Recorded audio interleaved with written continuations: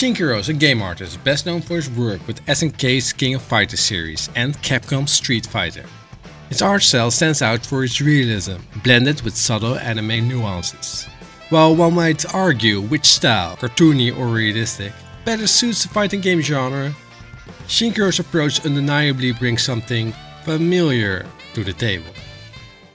When we break down and analyze Shinkiro's art style, the first thing that stands out is his remarkable attention to realistic anatomy and facial features.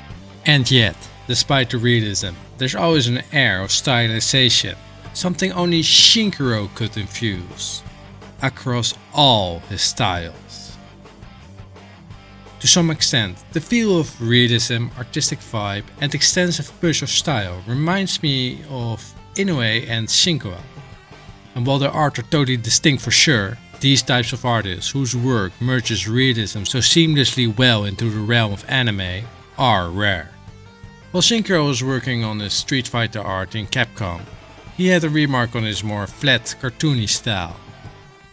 I was told to take illustrations in a different direction, so I incorporated the flat look before my time with SNK. They kept telling me to go to a different direction more and more, so I had a lot of trouble getting things approved. Thus, I used the old marker and introduced it into the digital world. So to get the gist of Shinkiro's career, real name Toshiaki Mori by the way, he began at SNK where he worked on iconic titles like Fatal Fury, Metal Slug and, of course, the King of Fighters. His art during the SNK Golden Age gave us characters that have become symbols of fighting games.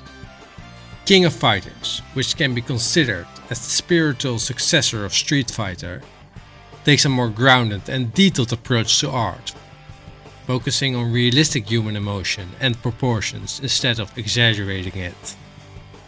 Oh, and as a side note, for the ones who are not familiar with the game, King of Fighters has more emphasis on speed and movement compared to Street Fighter.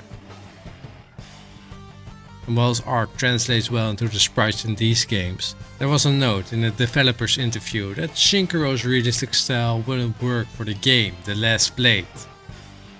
Nonetheless, he did end up doing the arcade cover. And while he did a lot for SNK, Shinkiro joined Capcom next, where he continued to produce amazing work, contributing to titles like Bionic Commando, Dino Stalker, Resident Evil, and of course crossover titles like Marvel vs. Capcom and Capcom vs. SNK. One of Shinkiro's most distinct techniques is how he renders the eyes. When we look closely, he tends to keep them extremely white and carefully shaded to draw the attention immediately. I read that he mentioned in the interview that he put extra emphasis on the eyes to achieve this effect. Shinkiro's realistic facial features like the nose and the mouth are softened by his coloring style, allowing the features to blend seamlessly into the rest of the face. This adds a level of depth and three-dimensionality to his characters, but it's not without its quirks. Many fans and critics have pointed out that a lot of Shinkiro's characters bear a resemblance to certain Hollywood stars. Some even joke about the Shinkiro face syndrome, where all his male characters seem to have the same facial structure, but personally I think that's the part of the charm. You know a Shinkiro's piece when you see it. There's a familiarity reminding me of another legend. Anyhow, here Shinkiro draws Hager from Final Fight at the Capcom X Tezuka exhibition on the welcome wall. No matter the character, I think the expression of the characters are always so focused and convincing. The style doesn't matter much, but the eyes, energy and vibe are always spot on. I personally really enjoy this because in group pictures like these, I have the feeling he has a lot of fun with it. Actually, he even joked that he sometimes uses the mirror to get the details right. That said, Shinkiro designed many iconic characters and noted that he loves Chun-Li's design from Akira Yasuda. However, believe it or not, he had multiple personal comments on his female designs. I suck at drawing females to begin with. Ingrid is such a classically beautiful character, she is exactly the kind of character I suck at drawing. I went on the internet and looked at some pretty girls in maid outfits to use as a reference. Well, I personally think he's too harsh on himself because I don't know about you, but I have no problem at all with him. Anyways, when working with hand with his full-blown promotional illustrations, he likes using acrylic gouache. For the Capcom illustrations, he works with digital markers.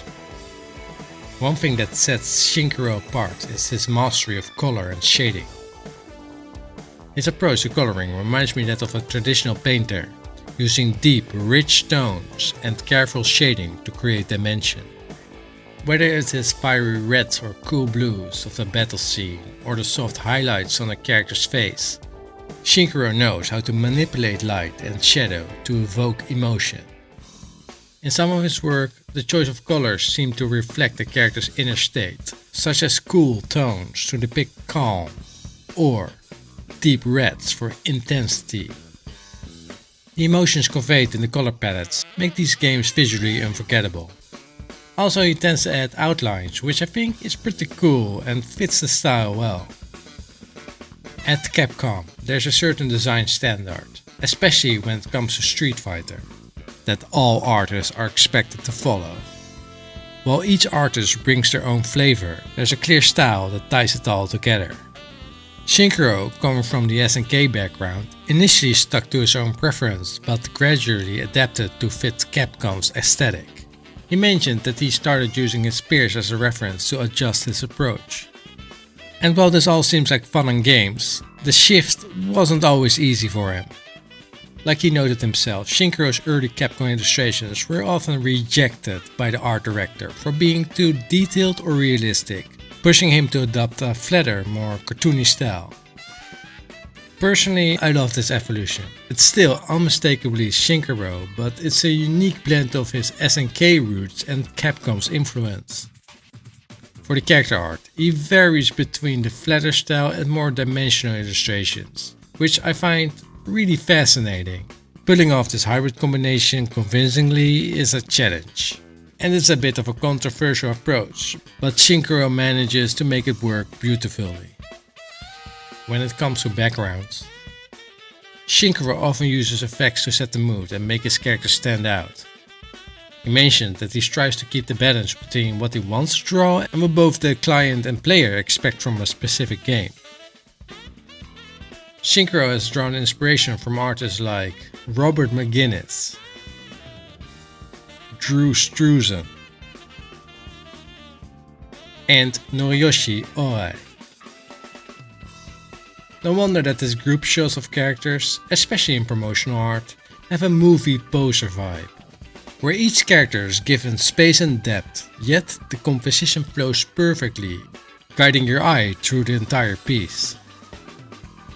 And some of his promotional illustrations show way more depth than first meeting the eye, which I think is interesting. They're almost like mini stories told through visuals. I always liked drawing as a child, and when I had to decide what I was going to do with my life, I realized that I had no other practical skills. When checking out my personal art book collection, I noticed Shinkiro had multiple comments on specific details of his works, even telling why he did what he did. In this case, Ken the Eagle is in front of Ryu to reduce the workload of his press time during that period. Guile was the main focus of this North American release because he was popular in the West. And for his Street Fighter X Tekken art, he wanted to take the extreme of both sides, depicting Akuma and Daihachi to give it a hardcore vibe. Basically, he's an artist that also keeps his fans in mind. He also gave advice to aspiring artists that resonates with his work ethic and passion. It's a wonderful thing to be able to do what you love for a living.